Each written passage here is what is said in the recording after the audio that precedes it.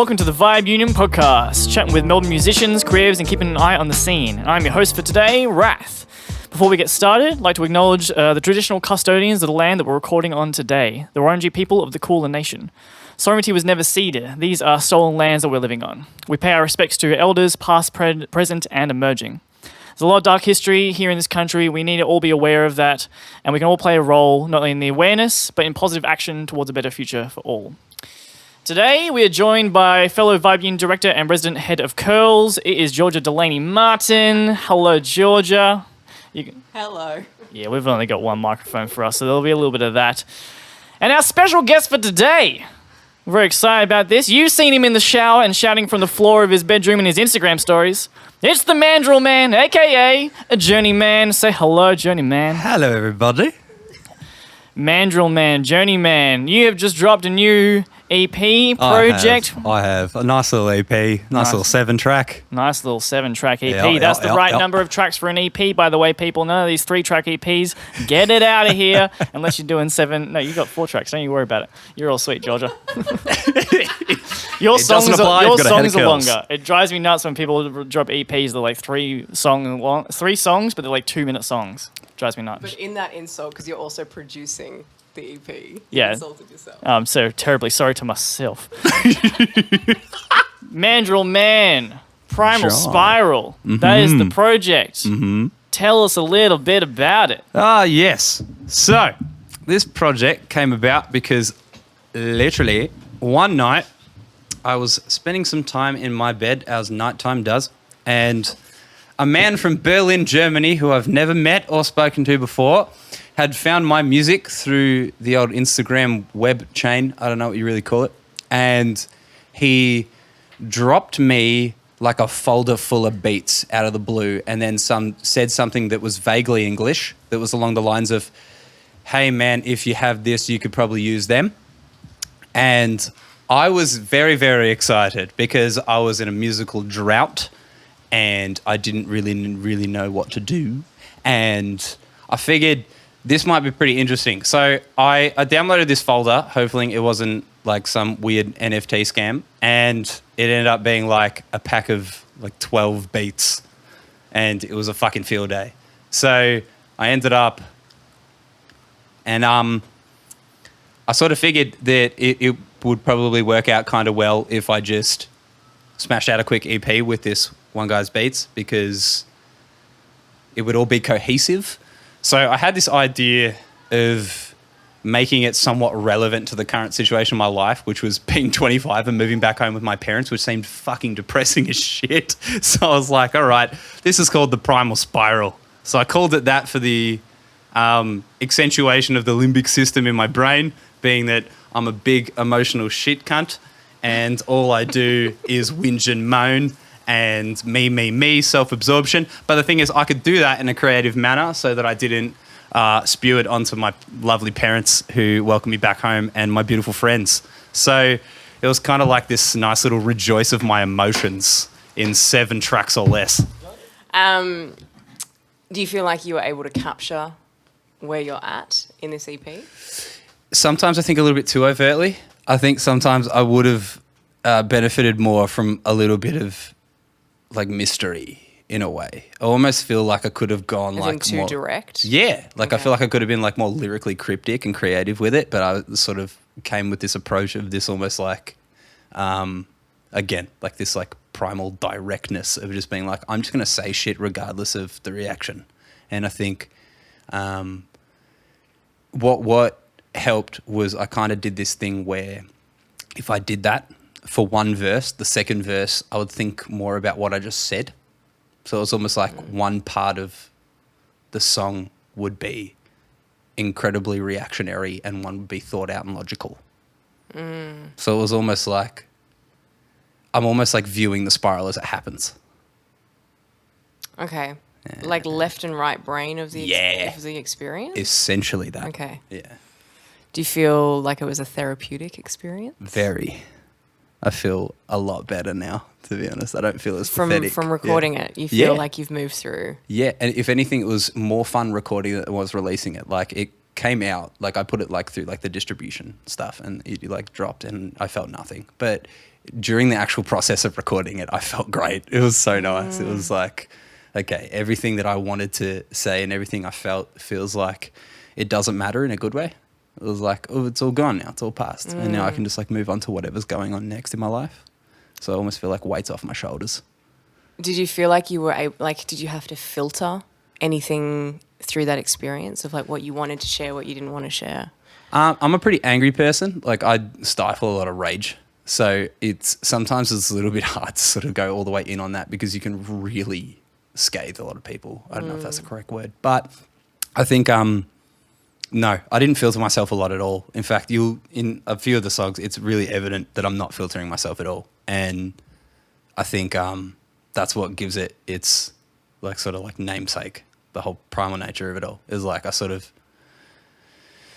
was like a loose concept. I didn't really have the concept in mind. Like I didn't have the EP title, anything like that in mind at all. It was kind of like a whole bunch of songs again because like this guy just like kind of randomly dropped them out of the blue, and I just thought it all tended to be this internal view. Like I was discussing it with a few of my friends, and they were like, "This is a very internal kind of thing," and they couldn't relate to it.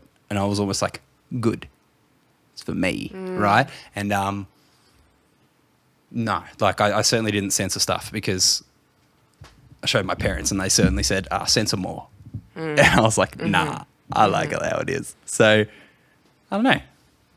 You kind of, I'm interested to kind of ask you in terms of like, do you release music or is your creative process for yourself, or do you like knowing what feedback and what response you get from people in stuff that you release? Is it a bit of a cop-out to say both? Not at all. Because it's very much both. It's like, it's definitely for me, but the feedback is so wanted, and the more I get it, the more I can fine-tune the next project. So it's kind of this nice little balance of both, really. Yeah. Because you feel like you've shifted through this phase, how do you feel about performing it live? Horrible. I feel really scared to perform it live because it comes with a boatload of memories and emotions, and that's the shit bit about it being like so personal, internal, and almost private. Is I had so much time to just kind of sit in my room and in that little recording space to really think through about what was going on, that it sort of felt like it was me. And to be able to like give it the same energy and translate it to an audience gives me the heebie-jeebies. And I know that's like overthinking it in a lot of ways. I know that that's what it is. But I care about it in a way that I know people aren't going to care about it, and that annoys me. It sort of it plays on my ego. I'm like, don't... It's a loss of control. Yeah. In a way. And I think in a way I sort of have difficulty with losing the control of that aspect of the project because it's like it was mine and like it becomes theirs once I perform it to them, right? Almost in a way. And I'm almost like, it's funny, I would have like really welcomed the idea of someone being like, oh, like you spoke to me through music, blah, blah, blah, in like previous kind of aspects. But I dread the idea of someone listening to it and be like, oh, bro, I can relate to this. I'd be like, shut up. Get away from me. This is mine. Like, none of this is about you. And that's truly selfish of me, but I don't like that aspect of it. And I think that's what scares me about live. It's like the idea that like if anyone actually sees themselves in it, it means it's not mine anymore.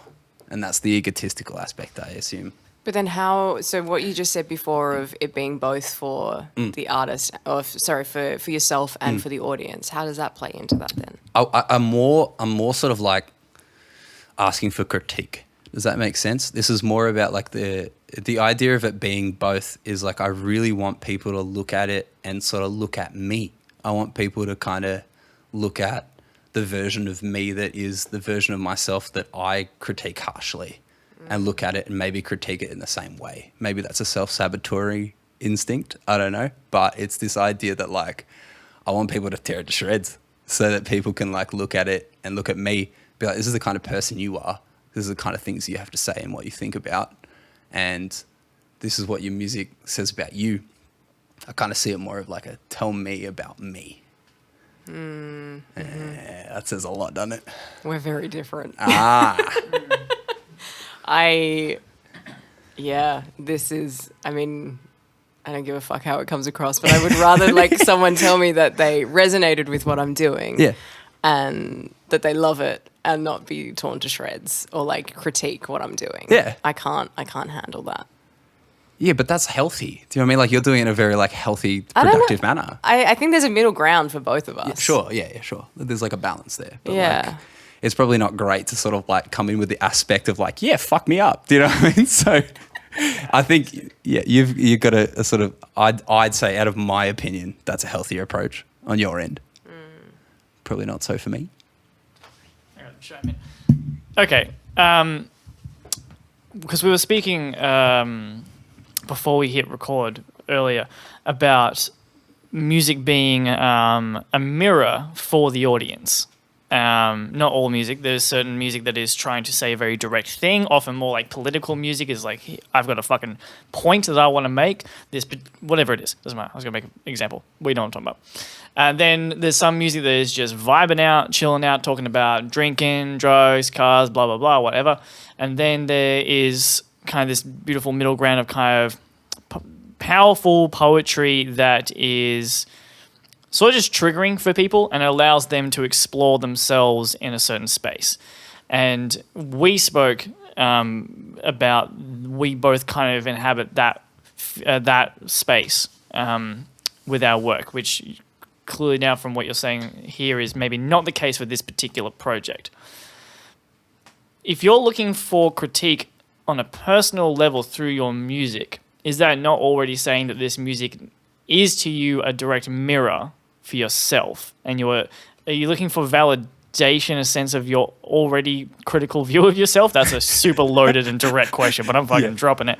And second of all, because I see if someone comes up to me and says like, oh man, that I really relate to this, I think that's a beautiful thing because it means that our human experience is all two in the same, that there's only so many things we can all go through, regardless of there's millions of different scenarios, but the human emotional response is more limited, which is actually really can make you feel less alone.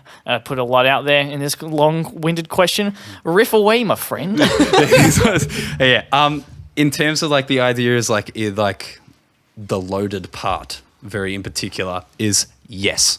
I do want someone to essentially validate my own self-criticism of myself. That's kind of what it is. But one thing I will clarify, it's not necessarily that I don't want people to like not see the parts of themselves through this project. I'd love this to speak to people in their own way. It's the idea of like having the responsibility of like having to essentially have that communication with that person of being like, oh, like you essentially inspire me to look at myself because of this project. It's like, I don't want to be responsible for that conversation. That's the difference. It's the idea of it being like, I don't want to be responsible for someone's feelings towards that because those are the aspects that I hate in myself. So I'd be like, if that's what you see in yourself, then you should be going to therapy or taking care of yourself in different avenues. It's the idea that someone like, I listen to a couple of artists in particular.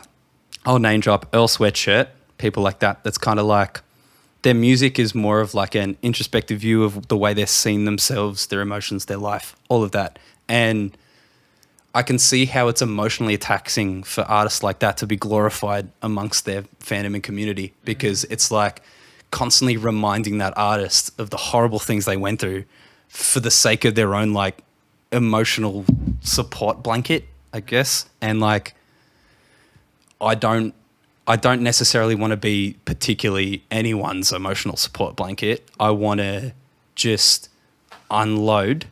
And if people see the parts of themselves that are there, I want them to analyze that within themselves because if I could analyze that within myself, it's very easy for anyone else to do it because I believe I was a very ignorant person for a long time. So if I had the ability to be able to do this and figure some stuff out, if someone figured some stuff out through my own music, and that's just hypothetical, I don't think anyone would, but just in case, it's the idea that like that person putting that responsibility on me being like in a way, it's like, okay, well, they're almost glorifying me. It's like, don't pedestal me. I've got two examples of this as two extremes that I want to talk about then. because and let me remember them off the top of my head. Yeah, got them back. First person who has actually been very vocal about this is Danny Brown. Danny Brown has spoken extensively about the fact that he made a lot of drug-fueled party music that talked about his depression, talked about his drug addiction, talked about spiraling out of control, and it was glorified as party culture. But he has said multiple times, he's got his entire album, what's it called? Atrocity Exhibition. Thank you so much. Is all about it's a warning. It's saying that no. I am talking about cocaine. I'm talking about all these drugs. I'm talking about all these terrible, crazy things that I'm doing. But this is not glorifying it. This is a warning to people. But it doesn't get taken that way. People still glorify it. People still look at the way that he lives and think, or lived. I think he's changed his lifestyle a lot now. He streams and just chills out in his house. Mad respect to Danny Brown. I fucking love that guy. But he was glorified for that. The other example I want to give, though, is BoJack Horseman from the show, BoJack. I weirdly relate so much to BoJack as a character, even though BoJack, who for people who don't know, is a human-shaped horse man, hence horseman, who is addicted to drugs. He's in Hollywood. He is potentially sleeping with underage women. He's an absolute train wreck of a person. He is kind of like the worst version of what that male stereotype is in Hollywood. But because he's a cartoon character, he's so exaggerated, I find it really easy to actually relate the darker parts of my personality to him without, it's not glorifying because he's not a real person, he's a horse man. And it's a way to kind of analyze that side of myself without, without kind of glorifying it. Now, music, however, is inherently a personal thing, and it's really hard to detach yourself from the from your personal side, from your personal experience and the character that you are playing in your music, because, like it or not, it is a character. You don't know the artist, you don't know the actual musician behind who you're listening to. And we were talking about before this podcast, Journeyman is you. This project is Mandrillman. Now, Mandrillman for you is a character, is an exaggerated version of yourself. This is not necessarily who you are. So I actually think that enables it to be, it is you. You get to experience these feelings. You get to use this as your coping mechanism. But for the people listening, it's actually not on you what their experience is. It's actually a chance for them to see a character. An extension. I find that incredibly interesting because you brought up literally like two of my 5 influences, BoJack and Danny Brown, because the Primal Spiral identifier came from the first track of Atrocity Exhibition, which is Downward Spiral. So really funny that you brought that up. But I find that interesting, like the idea that we did talk about that Mandrillman is like the disconnection of who I am, because it's like the extrematized version of myself, and you're 100% correct there. And that's interesting. I didn't necessarily think about that, as in I didn't necessarily think about the disconnection being that it's not really my responsibility from that point, because it's like the exaggerated version of myself. Is that kind of what you're saying? Like, am I correct there? So like, I'm a little bit stumped there. That's a bit new to me. Okay, I didn't think like that. I was thinking a lot more direct. I have a counter, especially so I don't particularly know. I don't know that artist that you mentioned. I can't even remember his fucking name now. But do you know BoJack? I do know BoJack, but I don't think this is my point now is like relevant to that. But you're saying that he's spoken a lot about the music that he's made, but he's spoken about how it's actually completely different to how it's been interpreted. But a lot of people don't consume podcasts about an artist in that way. And to take it at face value that this is the song, this is what it's about, this is how I should be living my life, this resonates with me, I think is a really I think that's more powerful. And I think especially in hip hop in terms of its position on women, position on, glorifying that more kind of dangerous kind of lifestyle. But then the artists have conversations and articles are written and things like that. I don't think a lot of people consume that media. So it's still perpetuating that idea of this is an okay way to live. And I think there is a responsibility. And I'm not saying that you have a responsibility for what you've released. I think more at that higher level of music, that the influence is way more powerful. But that I think there is still an element of responsibility that we have as creatives, that we do talk about topics that people are going to relate to because we're all human beings, and we're going to talk about something that's going to resonate with someone, whether it's they've experienced that or maybe that's what they think is going to resonate, or that's the way that they should be living their life. But I still think that we are in a position of we're putting art, we're putting a statement out there into the world, and we do have a responsibility to back that up. And if we can't, then I think that's a problem. Well, I think it's funny that you say that, because essentially I agree with you. I'm afraid of that concept though. It's like, I agree with what you're saying. Totally. It's the idea of it being that because now I've put it out, like, because if I truly didn't want the responsibility, like wholeheartedly, you wouldn't know it existed, right? Truly. But there's obviously a piece of me that's trying to throw myself into that responsibility, right? But You're not responsible for holding that space for people, but I think it's recognizing that this is going to resonate with people. I don't know what the in-between of that is. I don't know. You're not responsible for being a therapist to someone and sitting down and spending 3 hours and talking about their experience of why that resonated with them, but to acknowledge, even just within ourselves, that this is going to connect with someone. And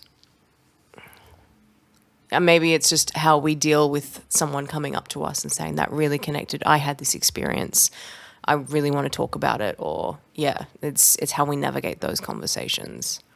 Again, I know that we're not at a level of, we have adoring fans, thousands of people coming up to us, but we are talking about topics that are lived experience of other people. And I think that's really important to acknowledge. I think that's where it becomes almost a little bit easier, is like the fact that there is no platform for me right now, that it's the only people that are really going to be consuming this at all are going to be some of my friends. And for the most part, they're just going to look at it in a sense of not necessarily reflecting on themselves too hard. It's more about like, hey, it's me, it's Jared, you know what I mean? And like, I think that's what makes it a little bit easier. And I think that's where I'm just sort of getting, again, a little bit too egotistical about it. It's the idea that like one of my friends might see that as a reflection of themselves, where I'm sort of thinking it from the sense of like the friends that I know, and if they exhibit those characteristics, I want them to stop. And I think that's where it's a little bit like intensifying for me, is like, I think the aspects that I go, like, that's not the word, like the topics that I'm covering are all ones of the negative stereotypes of rap, and then trying to juxtapose them in the same song.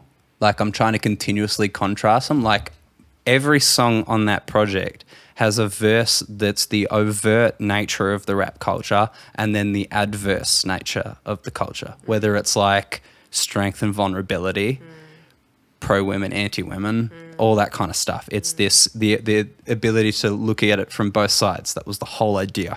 But it's vague too.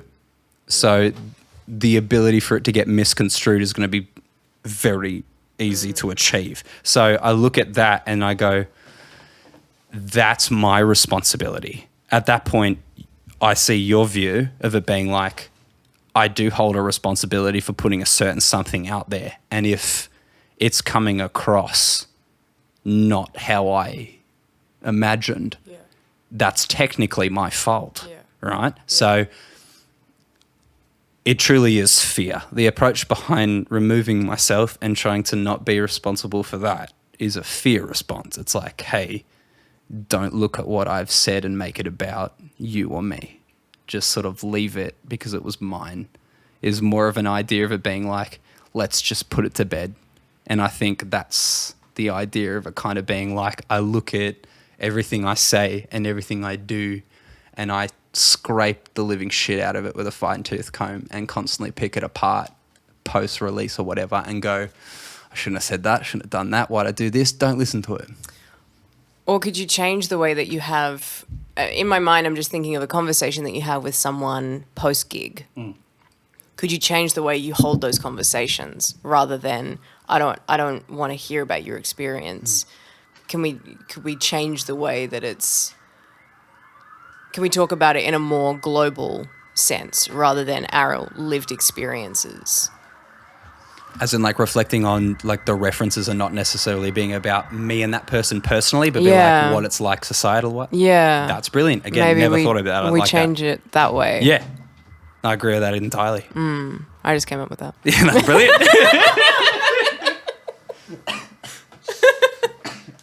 It's not to absolve the responsibility, but it's also to make it easier to navigate. Well, to be proactive about the idea. Yeah. Because these aren't pleasant ideas. Yeah.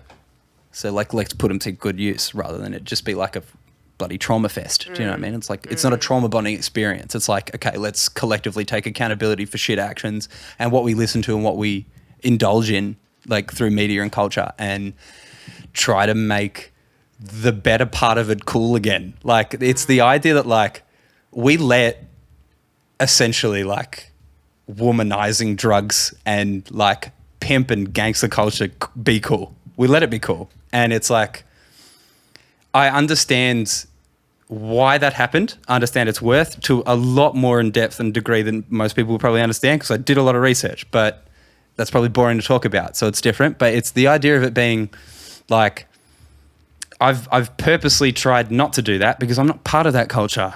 Not once was I indulging in that culture. And the only time I ever did was through media. And I learned some really bad social tactics through that culture. And I'm trying to deprogram myself through that, but also trying to sort of be relevant. So I'm trying to give people both. I'm trying to almost be devil's advocate and like an activist at the same time, which is really contradictory. And it's the idea of appealing to a casual crowd that'll just listen to the song and just listen to it for a song, which most of the people I know would. And the few that are aware of what I'm saying will be like, what did you mean by that? And I can be like, do you know? And then hopefully build an audience around the people that might know that, and still be able to like funnel in enough like crowd and identification, like identifier that like people can like see me as just like a musician and not someone that's trying to say something all the time. Because I think everyone's exhausted. Everyone's exhausted and desensitized, and we're constantly looking through all the horrible stuff that happens in the world every day. And the last thing people want to hear from a 25-year-old suburban white boy is being a gangster is bad for you. Do you know what I mean? So I tried to make it cool, but I tried not to go overboard. It's the idea that I think I made this EP once. I'm not going to put it out there because I don't want people to look for it. And I did it in a very vague way, and everyone thought I was being the opposite, and it was embarrassing. It was like, okay, no one got the meaning. Everyone thought I was just being a prig. Like everyone thought it was like glorifying pimp culture and all this horrible shit. And I was trying to say the opposite. So this EP was like a redo of that EP, right, but I made it way more overt. It was like, everything has to be incredibly understood, at least to some degree. And the songs that aren't supposed to be understood are supposed to be just genuine, like anger. Like it's just like me being angry. And me putting it out there to like have my friends hold me accountable for like horrible shit that I could say and think about. So, yeah. Did you've created music that was in line with that kind of culture, and then you've shifted to being it more authentically an extension of yourself. Is that there? Yeah, right. Yeah, to an extent. Like, I think, again, I'm still learning. So I don't know if I've grasped it fully. That's why I tend to ask a lot of questions. It's more so like I'm doing my best to understand it and then also show what I do understand already and how I'm viewing my understanding as mostly wrong, like morally wrong, like socially wrong in a sense, but like more so, it's more like, it's weird. It's like I'm saying a lot of statements, but a lot of them are posed as questions. It's kind of like which one's right? Is it black or white? Or is this like an in-between? Because... You also don't have to know, though. You're allowed to ask those questions. And like, how could I, right? How could I know? And I want to ask those questions. I'm hoping they're okay to ask those questions because sometimes it's difficult. You got to pick your crowd, right? Have you had any encounters post-performance that have been memorable to you? That have either positive or negative? I've had a really negative one. Let's do it. I had That's so much better. yeah, right. Fuck Better the stories. positive. Yeah, fuck the positive stories. This is quite recent too. This is what I mean by like one of those previous EPs being quite damaging is I did a song that sort of, I had a real big hyperfixation on gang culture for a while because it just like scared the piss out of me and I just wanted to understand what it was about. I made a song essentially being like, I don't crip and this is why I don't crip. And I met a gangster and he confronted me after this show and immediately started throwing up signs in my face. Now, I thought he was Like in on the stop sign or something, No, or like no. give way or like roundabout gang coming sign, up. full blown like Fuck. gang signs in my face, and in Northgate, right? So I'm like, he's obviously joking. He knows I'm joking. This is funny. So I laugh like a fucking idiot, and he shoves me against the wall and tries to fight me. So I get into a full-scale brawl, and just as shit's about to like really pop, like punches about to be thrown, it's not just like a shoving match. This bouncer saves my fucking life because Lord knows I wasn't going to beat this guy. And he tackles this motherfucker from the side, smacks him into like 2 fucking stools and drags the guy out by his neck. And I'm like, I think my life just got saved. And this is the idea of it being like, maybe we should be more overt with our words and not be so indirect. Because if you speak about shit you don't understand, you might get fucked up. There is a lot of more intellectual questions and more metaphorical questions that could be asked, but why was there a gangster in Northgate? I have no fucking clue. What are you talking about? So, you know, Radio Bar, yeah? We've all been to Radio Bar. Can you imagine someone throwing gang signs in your face at fucking Radio Bar? No. That's technically not Northgate. That's Brunswick, isn't it? Anyway, same shit. It's North side. true. North side, right? Like, and yeah. No, that was startling. So I didn't think he was being legit. I thought he was like in on the joke somehow. That's Very how he fair knew I am. reaction in Northgate. I've only met hippies and crepe lovers in Northgate. Being one myself, I love my pancakes thin and saucy, baby. Nice and crepey. I don't crepe.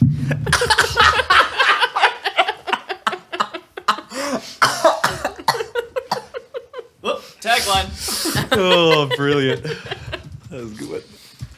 Also, we need to sample you. There's a part where you said tangent was just like an under. We need to sample that in a house track at some point. Yeah. Side note. Tangent. Okay. No, not that one. Not that one.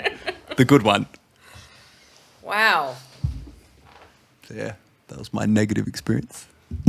I find that fascinating, and I was always curious by that. I don't crip, and you throwing up gang signs. And I looked around and I don't think anyone knows what he's talking about here. I know. I brought it up to our photographer one time. Like, do you know what he's talking about? Like, I can't know what she said it was, but she was so far off. She had no idea it had anything to do with gang culture in America. I was like, I find it. Yeah, I don't know. I found it odd I found it odd, and this is a fascinating. That's why I thought I was off the hook. I was like, no one's giving a shit about that over here, and Yeah. like especially where I live, man, that's not a thing at all. So it was like, No. but like I consume a lot of that culture. Do you know what I mean? I consume a lot of that media. Like I listen to a lot of gangster rap. So it was like I indulge in a lot of that music. So it was more like, I'm so curious though, because gangster rap is so location based. That's why you rap in postcodes, which is why we don't do it here, because gang culture here is so drastically different. I'm sure it exists to a degree on North Side, maybe further out, but I don't think Northcote's seen a lot of gang violence. There is things in Melbourne for sure, not that I've encountered, but I know it exists out there. But it's a very different, very, very different culture than in the States, and especially in LA where you're talking about. I have no question. I'm just dumbfounded by what this scenario was and who this guy was. I want to know who this guy was. well, that's what makes it super interesting. It's like it's the idea that the only known like gangs in Melbourne specifically are all genuinely biker gangs, well, generally biker gangs, right? And if not, it's foreign gangs that have already been established from overseas communities that have come here via whatever means. So I genuinely thought I was off the hook. I thought I was fine, but that's why we don't assume. Is so we don't get Kids, that's fucked why up. we don't assume. Treat everyone in Northcote like a gangster. Just don't think you can just throw gang signs up. That's all I'm saying. I've learnt from experience. Might get you in trouble. I doubt anyone would do that. I'm the only one annoying enough to do that. So. That's not true. Would you say that would be your worst performance? You know what was funny? That was like my best live performance too. Amazing. It was like, I freaking nailed it. That was a really good gig, but it just went tits up. But it was, I don't know, it was a really interesting experience. I'm glad I didn't get my head caved in. But I don't know, it's interesting because like I recorded all of like the current EP, like Primal Spiral, after that experience. So I do have a song particularly called Not Crippin', and I went in on both sides. It was like pretending to be a gangster, and then the second verse is like everything about why you probably shouldn't do that if you're not about that life or from those communities. And I'm really hoping that guy listens to it, because if he's from Northcote, he's probably within our community somewhere. And if you're out there, mate, I'm really sorry, and I hope you're doing well. And I'm sorry you got spear tackled into 2 stools. I didn't mean to offend you and your culture. Oh my God. Have you performed since that gig? Nope. Amazing. By choice? What? By choice. This is recent-ish. This is after you. It's after you and Kelsey. Right. Night. Right. Yeah. What? Yeah. That's the thing. Talk to Ivory and everyone. Talk to them. Yeah, sorry. Can we- Yeah. Yeah, stay You want me to talk about it? Yeah. So, I'm doing it myself. I was complaining about you not being on mic, and I was not on mic. That's it. That's all I'm going to say. Professional podcast here at Vibe Union. What was the part we were going to go into after this bit? Yeah. Well, I guess you have kind of focused. You have focused on what you have learnt from that. You wrote an EP about it, or you wrote a track about it, and what you learnt from that performance. That's amazing. I had to. It was such an interesting experience. I mean, radio bar, getting cripped on. I don't even know. Like that could have been a completely different gang. I'm not necessarily privy on the gang signs, but he did throw a lot at me. I feel like the more the thrown, the less likely to be from a real gang. Well, that's what I'm like, was this guy like it's hard when you're getting pushed up at a wall to think, is the guy legit? It's more so, am I going to die? So I sort of thought about it like, this guy could be a bigger fake gangster than I could potentially be. And that's interesting to me. And that's the thing. It was like, I think it was weird. Like during the whole process, I was kind of like tapping into the idea. I'm like, he shoved me against the wall. That hurt my ego. I'm going to fuck this guy up. But that's such a weird territory to navigate in general because like violence is really fucking not what you know it as, especially if you've never grown up around proper violence. And I truly haven't. And the only times I've actually seen it has been as an adult, and it has been one of the scariest moments of my entire life. So being a part of that situation, I kind of looked at it like, this is really, really bloody dangerous. So the idea of like talking about it out of pocket and out of hand without the idea of it being like genuinely like an empathetic approach is really dumb because you get yourself in really terrible situations. So I learned a lot about myself that day. I learned a lot about how I treat those situations, and I learnt just how much I don't want to fight. So it actually was really helpful. I got more out of that situation than I got something taken from me in that situation. So it's actually kind of nice. Okay, so I have a vague idea of when this happened now.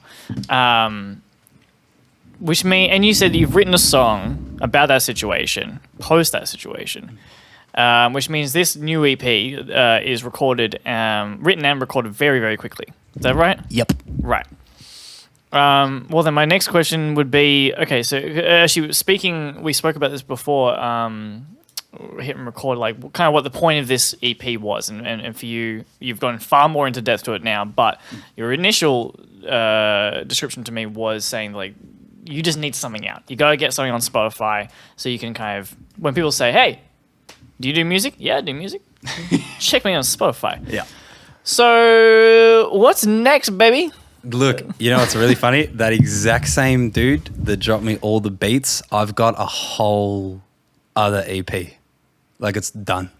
But I'm going to wait for a bit because I'm cheeky and I like to like bank all the things up. So I've already done another one with the exact same guy. That's the exact same energy, like the exact same type of bass, the exact same genre.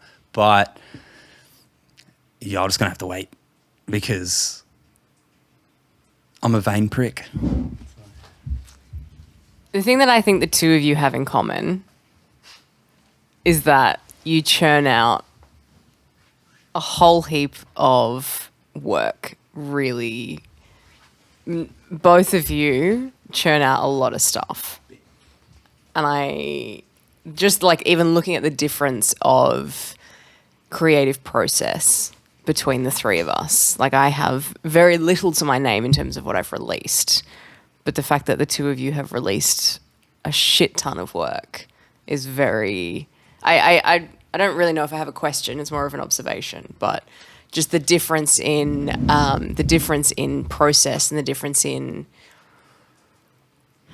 It's not at all saying that we have a different relationship with our work, but being able to churn out a lot of stuff and then I sit on a lot of stuff and I don't know. I don't know if I have a point, but I just find it really fascinating.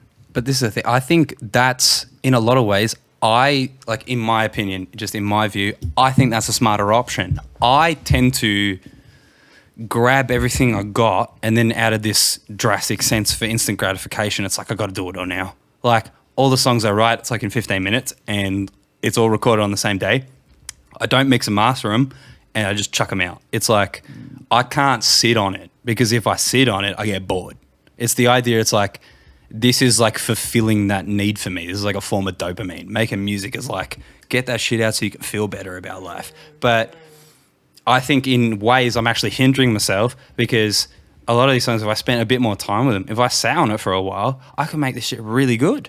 That's the thing. It's like I don't have that in me. Like that's not instinctual. That's something I'm going to have to learn and understand and develop over time. Whereas I think Rhath does it in a way better way of it being like, yeah, okay, it might be continuous in like a stream of regularity, but he's mixing it, he's mastering it, he's taking the time, he's coming up with concepts, building up a process, and you're sitting on things, you're thinking about it, you're not necessarily giving everything all at once. And I genuinely believe that if I learned how to do that, it would probably come out as better. So like, I envy y'all in a way.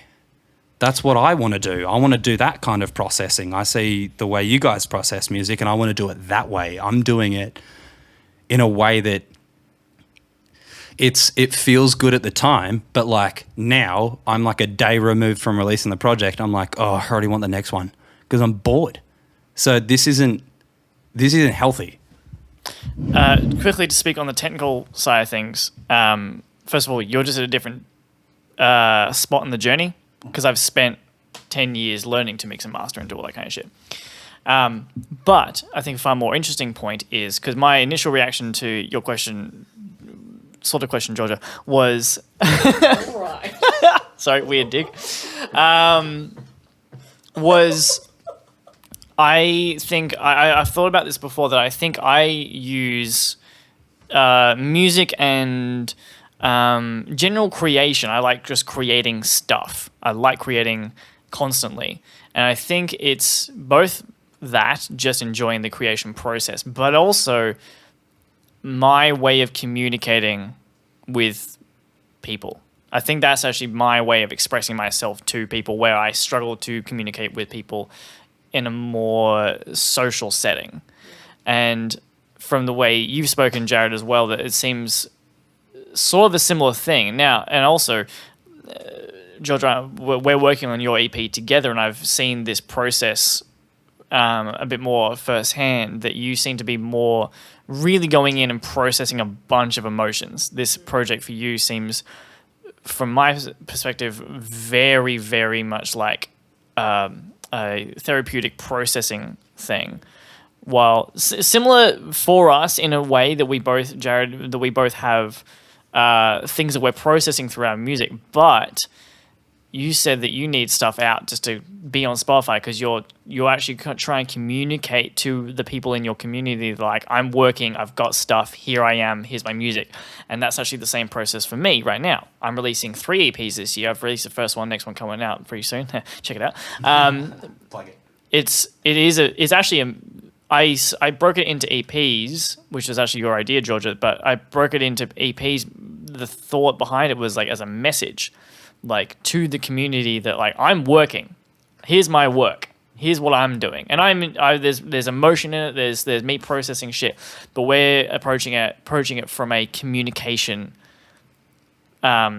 position of like, I've got something to say. Here is this message to you all. Well, it seems for you, and maybe I'm wrong here. But I think we're approaching it emotionally from different places as well, which also I think explains the output. Totally agree. I think the thing that I really admire in the output from both of you is the continual commitment to improving on what you're doing. And you can only improve by churning out work. And I feel that I personally am not churning out anywhere near as much as what you both are or have done. And I really admire I finish this, get it out, move on to the next thing. Keep learning, keep working on what you're doing. And I really admire that. I also admire the approach that you have as well of release it. There's not a huge build up. It's out. I'm going to release. Like, I'm constantly looking at stories of yours and you've like released another track. And I love that. There's just like a keep moving through it. It's not this, again, it's not saying that you're not connected to what you're releasing or it's not a big deal for you, but it's just like, here's another thing. I'm going to keep moving. I'm releasing more stuff. And I like between the three of us, the difference in our approach and the way that we represent ourselves within the industry. This sounds off topic, but it's not. I'm going to ask you a question. With your music in general, would you say that the majority of your music is emotionally driven? 100%. There you go. I don't think I know how to write anything that isn't. And that's the challenge that I'm trying to set myself this year. Do you find your musical influences are that of a more classical and mainstream variety? Like, what are who are your influences? What are your influences? What genres are your influences? I think my influences are not necessarily the music that I end up making. As in, I don't feel like the music that I listen to is what I have in the past written or like as an extension of that. Absolutely emotionally driven. And I think the artists that I listen to have to an extent have that connection. It's an interesting difference between incredibly energetic and disco and sort of Afro sort of beats and music that I listen to, and what I perform is very like soul bearing acoustic guitar ballad. And I don't really listen to that at all. It doesn't really resonate with me, but it resonates with me as a performer. But I also want to challenge myself, and I guess that's what this EP is it feels like it's moving away from that. Every time we sit down, every time I think about it, I'm trying to move away from that. Not that I don't like it, but I want to have a more energetic experience on stage than what I do. Dare I say that's why you're sitting on music? Because it's not necessarily what you listen to. Maybe. Dare you say? Dare I say it? Really does. I think generally, I think that's what's made it easy for me. Whether that gives you any guidance on anything. Like, I listen to rap. I make rap. Not only that, I listen to the rap that I try to make. And then I try to listen to it and juxtapose it to the rap I listen to. So I'm constantly comparing it to the people that are my influence. So it's easy to churn out stuff because I'm never going to be as good as the guys I listen to. And that drive is going to continue to affect me, is going to butcher me and make me feel really uncomfortable. And then I'm going to be like, damn, this ain't good enough. So I got to do it again until it's somewhat good enough. But I think, again, that's where it's like, I genuinely wish I was doing what you're doing. And I do it, I say it out of the sense of that it sounds pretty hokey, but like it's the idea I've always wanted to like sing, like absolute, like flood out a big old ballad and like write it something like it'd be real true to me. I know it sounds like I'm passionate, I'm not, but it's like, it's the idea of it being like something really, really genuinely a part of my fucking soul. And I haven't done that yet. So it's easy to churn out music because I'm just riding the waves of emotions and situations. I am disconnected from my music in a lot of ways. As soon as it's out, as soon as it's done, I'll listen to it a few times and then it's done. And it's gone and it's in the bloody ether. And it's easy to delete it. It's easy to never listen to it again. I've made about 200 songs. I think I listen to 10 of them. I don't care about them. It's this idea of it being... I care about them while I'm making them because it feels super important, and then it's done and it's gone forever. I think if you spend the time crafting and honing it and making it something, you could probably listen to it timelessly forever. Do you feel that you're talking about topics that are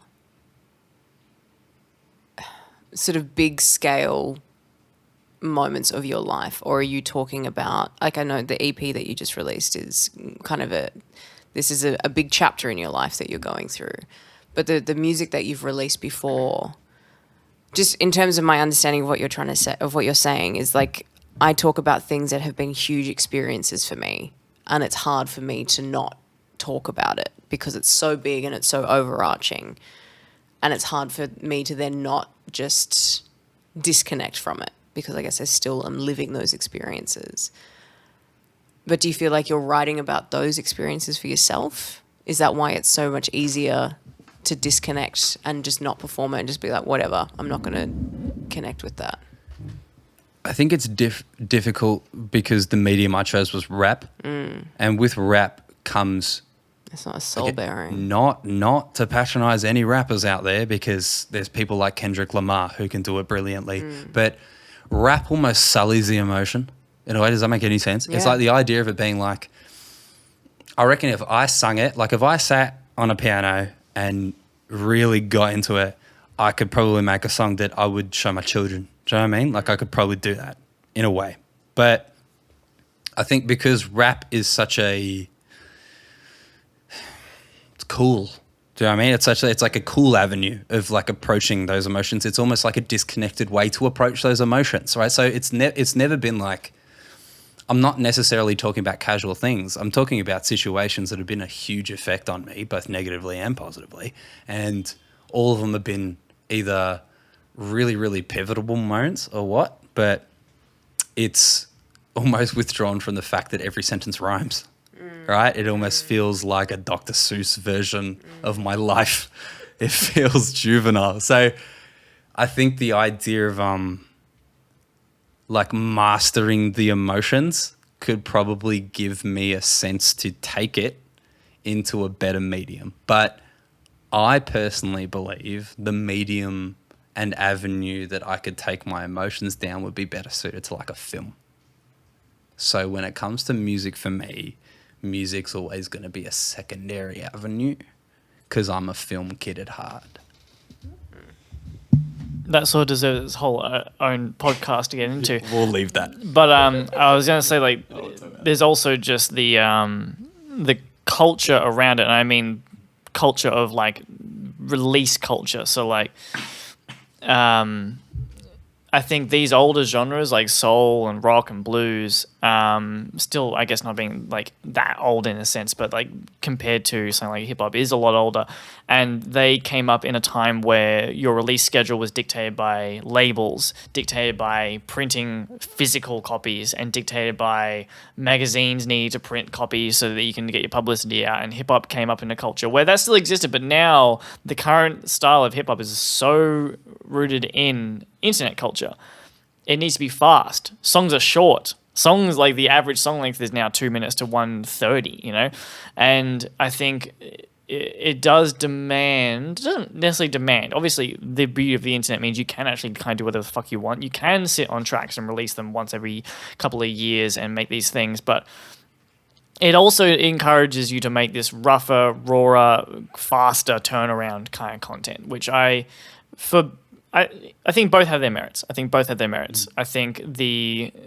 beauty of this style of releasing stuff fast is you make a lot of mistakes really fucking quickly and you learn from them. Well, hopefully not everyone does. Some people release terrible music over and over and over and over and over again. But if you're trying to be a better artist than you are releasing and analyzing, well, that point is just thinking about like trend chasing, rapid content is a different beast, but kind of ties into the same place. Well, that older style of releasing is more, it sort of it inherently kind of encourages you to write your masterpiece, to write this huge pivotal thing. Like bands back in the day might release 3-4 albums in their discography, while there's a lot of rappers who will drop every year. Now, like currently, like it's fast. If you're dropping projects, they need to be long. We're talking like hour to an hour and a half long. Like Drake's dropping like 90-minute records once a year. It's such a different landscape. You're racking up streams. You got streams. You got to get into playlists. It's a very different reason to be making music, and you can explore those emotions. You can do all those things, but yeah, I think. The beautiful thing, though, is that we do live in this day and age that enables you to do...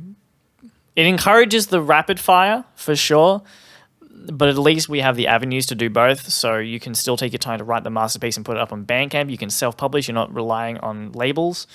But at the same time, we also now have the avenue to put out our content constantly, and I enjoy that. I enjoy being able to release a song a day. Couple of songs a day if you want to at the time, just to get it out there, just to have fun, explore it. And it takes the pressure off. People expect, like, he did it in half a day. I expect what I expect. I expect the kind of quality that would come from that. Both have their merits. Anyway, I think as the host of this podcast. That's a beautiful place to wrap it up. So, thank you, Georgia Delaney Martin, so much for being part of it. Oh, it's my pleasure. She's not on a mic. You can only hear that faintly. Jared Mandrillman, Journeyman, has a new project out, and by God, the link's in the description. I'm writing it now. Link in description, so I don't forget. How do you feel? I feel great. I had a great time. Thanks, guys. Excellent. Catch Vibe Union at vibeunion.com.au. We run events almost on the weekly in Melbourne. We've got we've got poetry nights, we've got dance nights of DJs, we've got hip hop showcases, we've got folk showcases. Drop us a like, drop us a share, drop us a comment.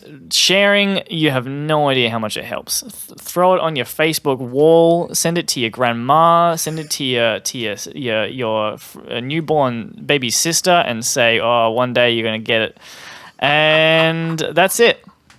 I've been Rhath. George is looking at me. She's not at all impressed by my hosting. This has been the Vibe Union podcast. Thank you so much to Sixpence for this outro music and the intro music. He's a great producer. Bye.